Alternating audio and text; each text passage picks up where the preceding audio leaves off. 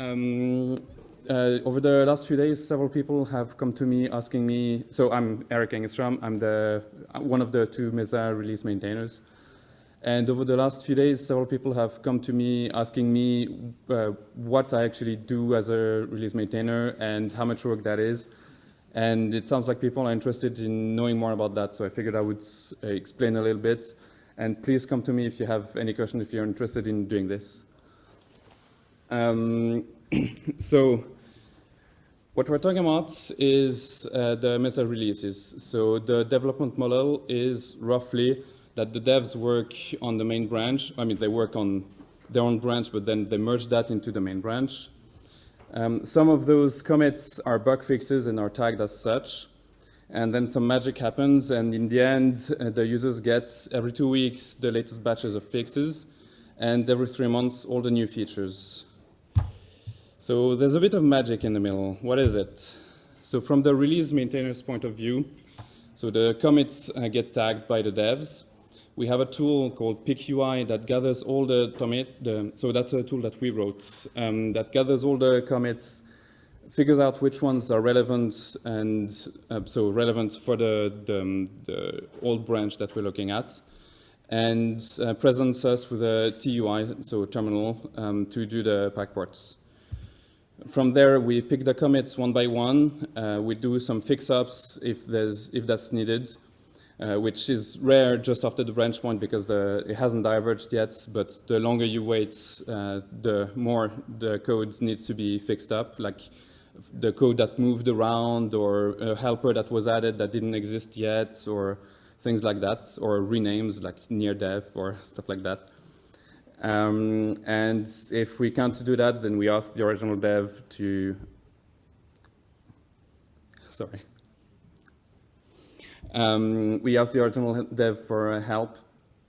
And once that's done, we do a local build to test that it actually works on our own machine, enabling all the drivers for the build.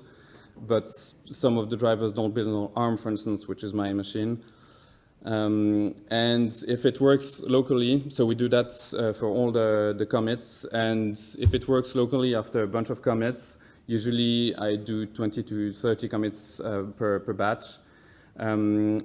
We push them on the staging branch, so staging/x.y, and doing that triggers the CI. And the CI is the main tool of the release maintainer because you can't test yourself on all the hardware.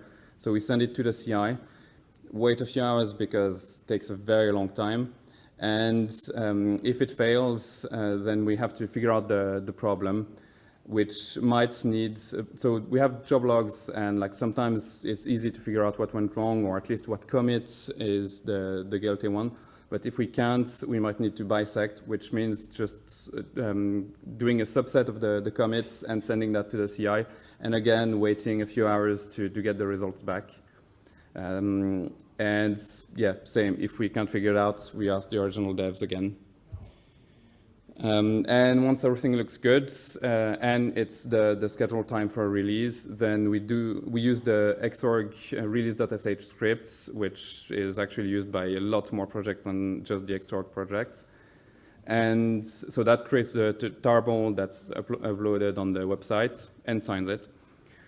We push the x.y branch, so not the staging one, and we send an announcement email to say that the new release is available. So the question, again, that was asked is how much work that is. That depends. So I do that 2 to 3 times a week, because obviously the longer you wait, the more you have to do. And like I mentioned, batches, if they're small, it's much easier to bisect if you need to do that. And so just after the branch point, it's roughly like 2 to 3 times a week, 15 to 30 minutes. And when the release drags on like the last one, and you have to do point releases a lot, it ends up being maybe 1 or 2 hours, 2 to 3 times a week. So it can become a lot in the end. And yes, you can help. Please help. If there's anyone interested in doing this, I didn't paint a very nice picture, but to be realistic, it does take time. And if anyone is interested, please reach out to me. Dylan is probably also available for questions, but yeah, ask me if you want to know more. Thank you.